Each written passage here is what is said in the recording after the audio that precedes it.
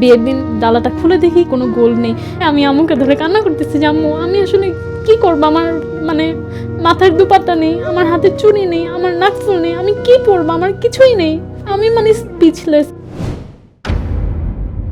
জান্নাতুল শিফা সুবনা। আমি মোটামুটি একটা ভালো হায়ার মিডল ক্লাস বা মিডল ক্লাস ফ্যামিলি থেকে বিলং করি। আমার বাবা একজন ব্যাংকার, মা হাউসওয়াইফ, আমরা 3 ভাই বোন, আমি সবার ছোট। যখন কলেজে পড়ি তখন যাত্রাবাড়িতে থাকতাম।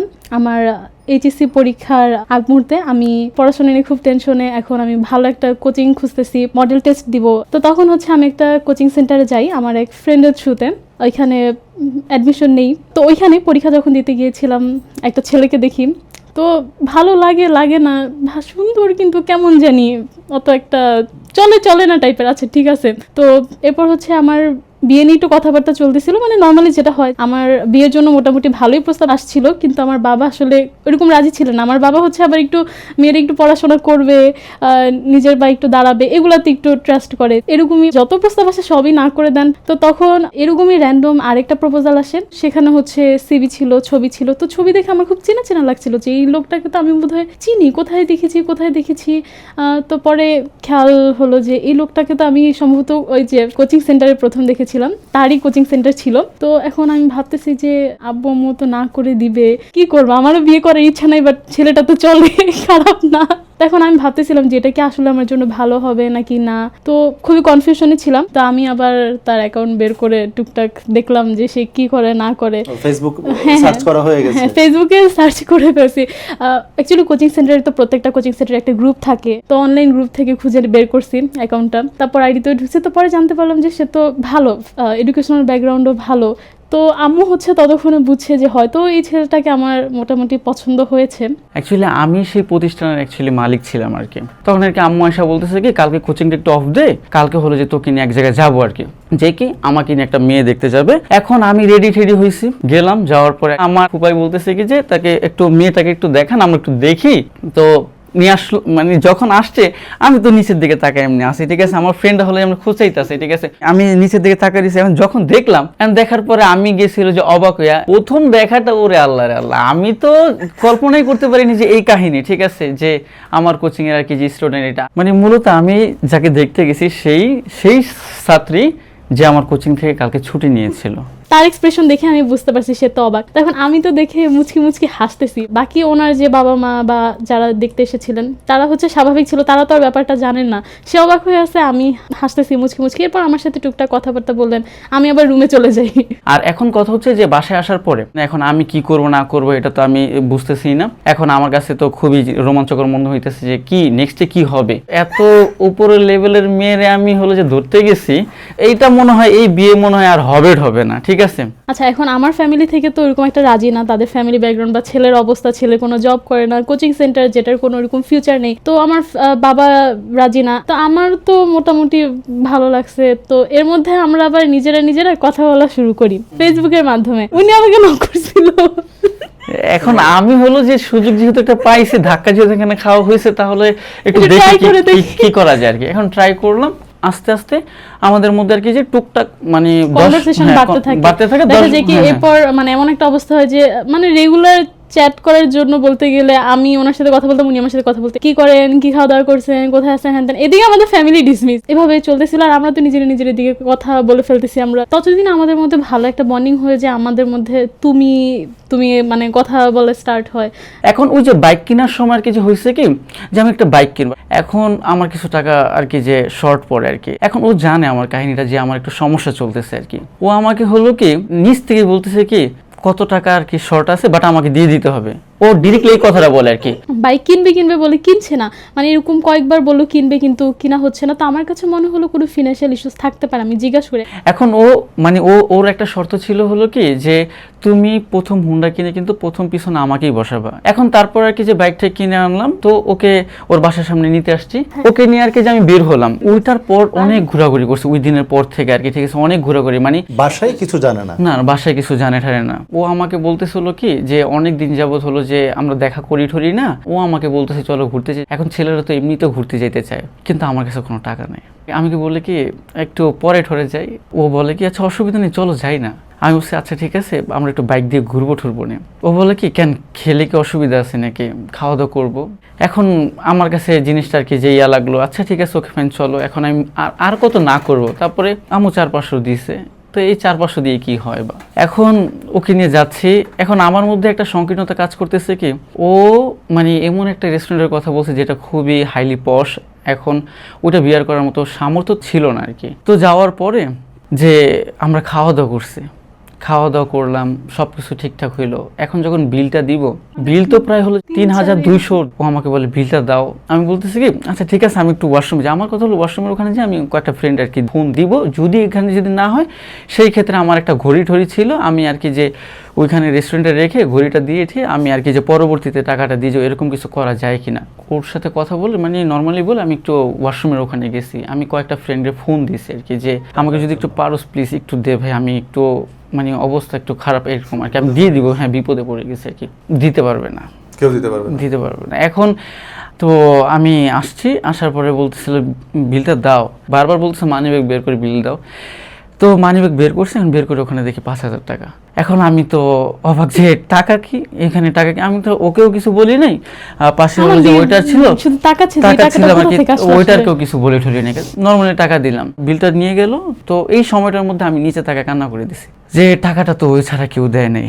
তাড়াহুড়া করে হুন্ডা টানার সময় টোল প্লাজাতে তো অনেক বাইক থাকে পরপর, তো আমার হাতে মানি ব্যাগটা মানে খোলা অবস্থায় দিয়েছে। তো আমি আবার ওটা আটকাতে গিয়ে দেখলাম কি তেমন টাকা নেই, পাতলা 400-500 টাকা। তখন আমি আবার টাকা নিয়ে গিয়েছিলাম, আমি তো বুঝতে পেরেছিলাম তার ফিনান্সিয়াল প্রবলেম, এই জন্য হয়তো না করছে। তো আমি আবার কিছু টাকা নিয়ে গিয়েছিলাম, আমি তখন 5000 টাকা তার ওয়ালেটে রেখে দিই, যাতে ওয়েটার আসলে সে নিজের ওয়ালেট থেকে দিতে। একটা ওয়েটারের সামনে, একটা ছেলে অ্যাডাল্ট ছেলের সামনে ওর ওয়াইফ বা গার্লফ্রেন্ড বা যাই বলেন টাকা বের করে দিল, জিনিসটা একটু প্রত্যেকটা ছেলের কাছে বিব্রতকর একটা পরিস্থিতি বা একটু ডিসরেসপেক্টফুল লাগে। তো এরকম আসলে অনেক ছোট ছোট স্টোরি আছে যে সে বের করতে পারে না, আমি দিছি। আমি তো জানি ওর বাবা ব্যাংকার, এখানে পসিবল না। আর ওর সাথে যেহেতু আমার একটা ভালো একটা বন্ডিং ক্রিয়েট হয়ে গেছে, তো এখন আমি ওকে যেখানে মানে ড্রপ করার কথা, মানে ওর বাসার ধারের কাছে, আমি ইচ্ছা কইরা একদম বাসার সামনে, ওর বাসার সামনে চলে যেতাম, যাতে আর 10 জন মানুষ দেখে, এখান থেকে না জানা হয় না মানে হ্যাঁ আর 10 জন দেখুক। কেননা পুরুষ কলঙ্কিত হইলে পরবর্তীতে বিয়ে করতে পারে, কিন্তু মেয়ে কলঙ্কিত হইলে পরবর্তীতে সমস্যা হয়, ঠিক আছে। এখন আমি এই চালাকি করে একদিন মানে বাসার ভিতরে পুরো মানে এই যে নিচে তো গ্যারেজ ছিল, গ্যারেজের ভিতরে ঢুকে যাই, একদিন ও লিফটে চলে যায়, ঠিক আছে, আমাকে অ্যাটলিস্ট মানে জানুক যে এই মেয়ের সাথে মানে সম্পর্ক আছে। হ্যাঁ। তো পরে হচ্ছে আশেপাশের মানুষ যে এরকম ওর সাথে মনে বিয়ে হবে বা সম্পর্ক আছে, মনে হয় আগেই এঙ্গেজমেন্ট বা কাবিন কিছু একটা হয়ে গেছে বলে না। তো তখন হচ্ছে গিয়ে মামা দেখে ফেলছে, দেখে আবার আম্মুকে বলছেন, আর আম্মুর সাথে জিনিসটা খুব ভালোভাবে শেয়ার করছে যে দেখো এরকম ও একটা মেয়ে, ও এখন যদি এরকম একটা ছেলের সাথে ঘোরাফেরা করে এটা একটু নেগেটিভ। মামাকে বলছে যে একটা কেমন দেখায়, তো তোমরা কথা বাড়াও। থ্যাংক ইউ মামাকে সবসময় আমি অনেক থ্যাঙ্কস দেই, ও অনেক বেশি কৃতজ্ঞ মামার প্রতি যে মামাই মনে হয় মানাইছে এরকম একটা অবস্থা। তো পরবর্তীতে হচ্ছে বাবাও, ওর বাবা, তারপর ও আর আমার মামা আর আমার বাবা হচ্ছে একসাথে তারা বসে কথাবার্তা বলে। ফ্যামিলি থেকে কিছু লোকজন যায় ওদের বাড়িতে দেখতে, তো দেখে তো পরে ওই দিনই হচ্ছে বিয়ে ডেট ফিক্স হয়ে যায়। 2025-এর 21 ফেব্রুয়ারি ডেট ফিক্স করেছে। অবশেষে আমাদের 21 ফেব্রুয়ারি কাবিন হলো। এরপর আমার বিয়ের প্রোগ্রাম হয় ডিসেম্বরে, আমার ভাই আসে নভেম্বরে, তো ভাইয়ের বিয়েটা আগে হয়, এরপর আমার বিয়ের প্রোগ্রামটা হয়।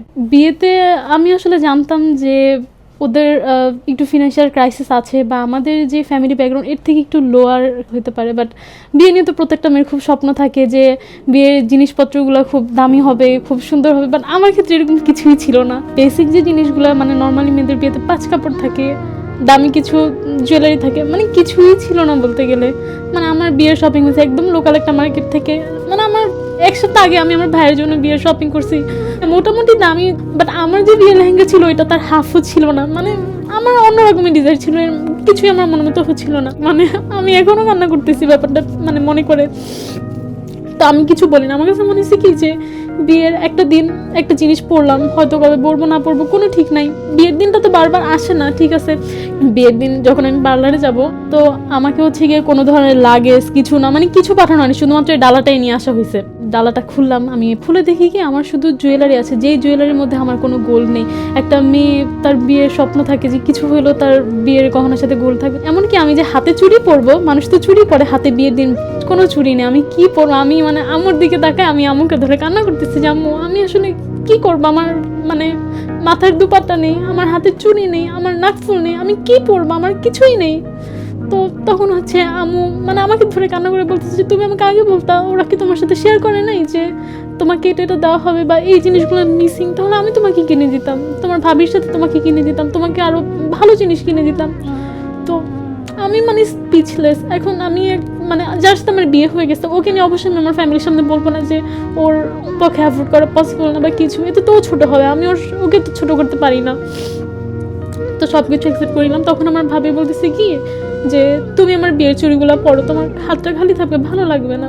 তো ভাবির চুড়ি পরলাম, তারপর ভাবির দুপাট্টাও ভাবির, মানে ভাবির বিয়ের অনেক কিছু দিয়ে আমি আমার চলে গেছে এরকম একটা অবস্থা। তাতে আশেপাশে থেকে মানে আমার কাবিনের শুরু থেকে হচ্ছে টুকটাক কথাবার্তা চলছিল, তারা বলেছেন যে ওর তো অনেক কিছুই দেখছি না বা তারা কি দেয়নি, অনেক ধরনের এরকম অনেক ধরনের কথা শুনতে হয়েছে। কিন্তু আমি এটাও আমি অ্যাকসেপ্ট করিনি। আচ্ছা ঠিক আছে, যাকে আমি পছন্দ করি তাকে তো আমি পাচ্ছি, আমার গোলের দরকার নেই, এরকম অনেক হবে। তো মানে নিজেকে সান্ত্বনা দিচ্ছিলাম, নিজেকে মানিয়ে নেওয়ার চেষ্টা করছিলাম। কিন্তু আমি তার জন্য আবার একটা ওয়াচ কিনে রেখেছিলাম, আমি তাকে গিফট দিয়েছি। বিয়ের প্রোগ্রাম শেষ হলো, আমাকে বাড়িতে নিয়ে যাওয়া হলো আমার শ্বশুর বাড়িতে। তো শ্বশুর বাড়িতে নেওয়ার পর তো আসলে বয়স যেহেতু কম ছিল অনেক কিছু আশা করেছি, কিন্তু মানে আশা করে এগুলো পাই নাই। ভেঙে পড়বো, চিল্লাফাল্লা করবো, সম্পর্ক খারাপ করবো, যাতা ব্যবহার করবো, এরকম ছিল না। আমি আস্তে আস্তে জিনিসগুলোর সাথে মানিয়ে নেওয়ার চেষ্টা করেছি আর নিজেকে বাস্তবতার ভিতরে ঢুকানোর চেষ্টা করেছি যে এখন আমার বিয়ে হয়েছে, এমন অনেক কিছু হবে, আমি অনেক আশা করবো, হয়তো এখন হবে না, পরে হবে। প্রত্যেকটা ছেলের ইচ্ছা থাকে তার বউকে 1000টা দিয়ে আর কি ঘরে নিয়ে আসবে। আমার ইচ্ছা ছিল, বাট সিচুয়েশনটা ওরকম ছিল না। আমি গরিব, এটা আমার ভাগ্যে লেখা ছিল। আমার বাবার কর্মে আমি এই পর্যায়ে। এখন আমি পরবর্তীতে কি করব সেটা আমার কর্মের উপর ডিপেন্ড করে। এখন ওকে একটা আশ্বাসই দিছি যে ভাগ্যকে চেঞ্জ করা যায় কর্মের মাধ্যমে, তুমি জাস্ট একটু ভরসা রাখো, ইনশাল্লাহ সব হবে, আমি করব তোমার জন্য।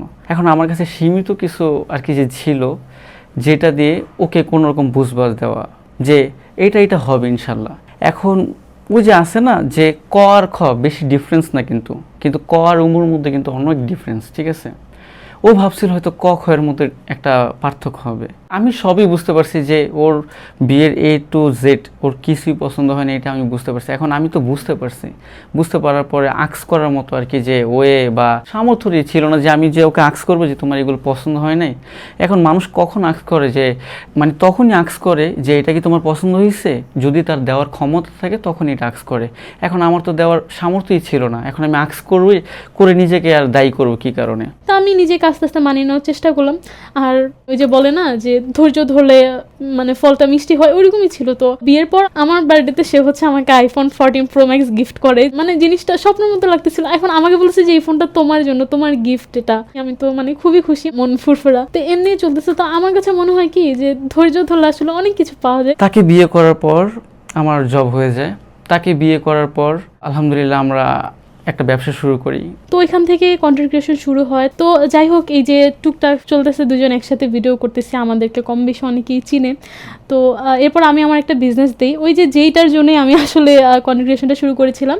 আমার হাজব্যান্ডকে এমন একটা সিচুয়েশনে বিয়ে করেছিলাম যখন তার কিছু ছিল না, বাট এখন আলহামদুলিল্লাহ আমাদের অনেক কিছু আছে অ্যান্ড কন্টিনিউ চলছে। আমরা স্ট্রাগল করছি, আমরা পরিশ্রম করছি, আমরা অনেক কিছু পাচ্ছি, অনেক কিছু হারাচ্ছি।